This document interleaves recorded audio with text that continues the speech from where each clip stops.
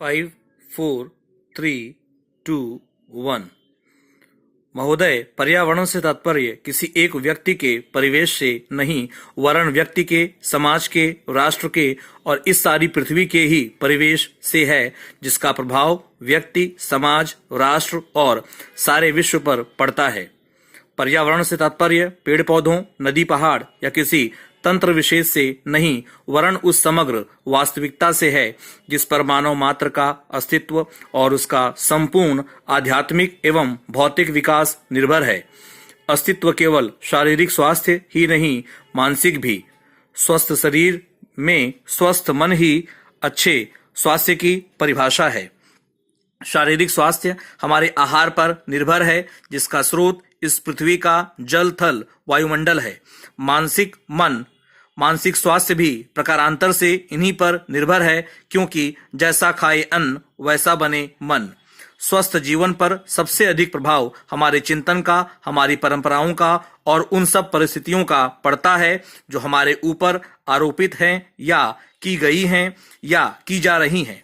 इसलिए पर्यावरण या परिवेश में जल, थल, वायु ही नहीं, बल्कि वे सारे घटक महत्वपूर्ण हैं, जिनका कुछ भी प्रभाव हमारे जीवन पर, हमारी क्रियाशीलता पर पड़ता है, जैसे हमारे विचार, हमारे आचरण और हमारी परंपराएं एवं संस्कृति आदि।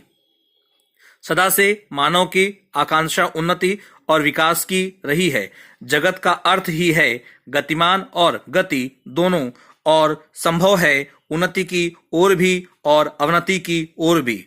पहली को हम प्रगति कहते हैं, दूसरी को अगति, विगति, अधोगति या दुर्गति कह सकते हैं। वास्तव में मनुष्य ऐसा जटिल प्राणी है जिसमें अनेक विरोधाभासी और असंगत प्रतीत होने वाली प्रवृत्तियां और प्रतिक्रियाएं होती हैं। वह कानून और व्यवस्था की मांग करता है, किंतु चलचित्र, दूरदर्शन आदि में स्वतः भड़की हिंसा या खेलों में युक्तिपूर्वक की गई हिंसा अथवा अनीति से मंत्रमुग्ध भी हो जाता है। मनुष्य अपनी ही जाति या वर्ग के व्यक्तियों के प्रति प्रायः बहुत अधिक प्रतिद्वंदी होता है, किंतु कोई बाहरी खतरा उपस्थित होने पर उनके प्रति हद से ज्यादा सहयोगी बन जाता है।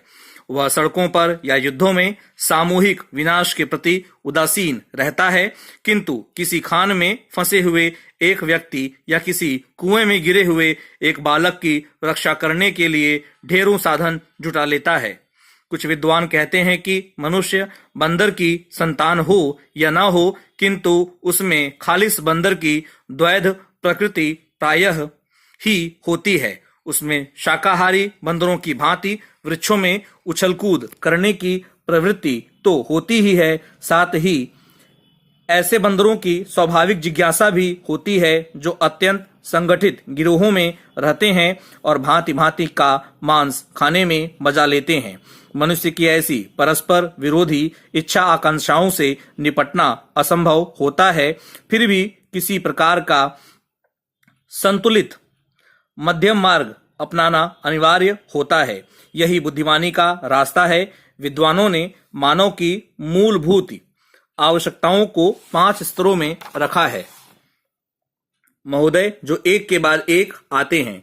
शारीरिक आवश्यकताएं यथा भोजन, कपड़ा, मकान और आराम जीवन की मौलिक आवश्यकताएं हैं। दूसरे स्तर पर आती हैं सुरक्षा और भविष्य के प्रति निश्चिंतता। इनके लिए मनुष्य भांति भांति की वस्तुओं का संग्रह करता है।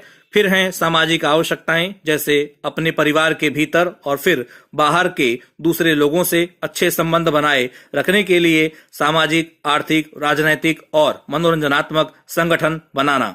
चौथे स्तर पर हैं अहम संबंधी आवश्यकताएं, जैसे आत्मसम्मान, आत्मविश्वास और आत्मतुष्टि आदि। आत्म परितोष अर्थात उन्नति, विकास और ख्याति प्राप्त की क्षमताओं को साकार करना व्यक्ति की अंतिम और उच्चतम अपेक्षाएं हैं।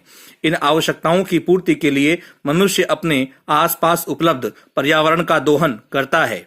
जल, थल, वायु ही नहीं, पेड़ पौधों, पशु पक्षी, जीव जंतुओं तक का उपयोग करता है। सभी शक्तियों का यहाँ तक कि सबल व्यक्ति अपने से निर्बल व्यक्तियों तक का दोहन करता है, जो शोषण की सीमा तक पहुंच जाता है। इसके लिए भांति भांति की तकनीकें खोजी और अपनाई जाती हैं। प्रौद्योगिकी ने मनुष्य को भांति भांति की आवश्यकता की वस्तुएं अभूतपूर्व प्रचुरता से देकर संतुष्ट किया है और आवश्यकता की सीमा रेखा भी खिसकाई है। विलासिता और सजावट की ऐसी सामग्री भी दी है जो अब बहुत कुछ आवश्यकताओं में गिनी जाने लगी है। स्वचल वाहन, दूरदर्शन, धुलाई मशीन, सफाई मशीन, सिलाई मशीन, स्टोव चूल्हे, मिक्सी, फ्रिज आदि आदि अब बहुत से लोगों के लिए अनिवार्य आवश्यकताओं की कोटि में आ गई हैं। तकनीकी और औद्योगिकी से यह सब संभव हुआ है, किंतु एक ऐसा अल्प वर्ग भी है जिसके लिए विलासिता आवश्यकता की कोटि में आ चुकी है। विज्ञान की जन समुदाय के लिए तो मौलिक न्यूनतम आवश्यकताएं भी विलासिता ही बनी हुई हैं। औद्योगिकरण के सहारे मनुष्य ने जितना भी विकास किया है उसे वह उन्नति कहकर संतोष करने लगता है और अपनी द्वैध प्रकृति के कारण यह ध्यान नहीं देता कि इस विकास से वर्ग भेद पनपा है, अमीरी गरीबी के बीच की खाई चौड़ी हुई है। जो व्यक्ति मानव मानव की समानता, समाजवाद या साम्यवाद के गीत गाता है, वही अपनी द्वैध प्रकृति के कारण अपने पर्यावरण यहाँ तक कि मानव के भी शोषण के नए नए तरीके खोजता है। यह शोषण बलात्कार की सीमा तक पहुंच गया है। मनुष्य ने अपनी बुद्धि का प्रयोग किया, फलस्वरूप भांति भांति का औद्योगिकरण हुआ और जल, थल, वायु सब प्रदूषण के शिकार हो गए। जितना ही अधिक विकास हुआ उतना ही अधिक विनाश हुआ। प्राकृतिक संपदा का भीषण ह्रास हुआ। व्यापक वन विनाश से भूमि बंजर और मरुस्थल बन गई। एक बड़ा हवाई जहाज एक दिन में जितनी ऑक्सीजन खर्च करता है उतनी ऑक्सीजन 17,000 हेक्टेयर वन में तैयार होती है, और वन बचे ही कितने हैं। इस उद्योग प्रधान सभ्यता का केंद्र पूंजी है और धर्म स्वार्थ है। मनुष्य मनुष्य का शोषण कर रहा है, देश देश का।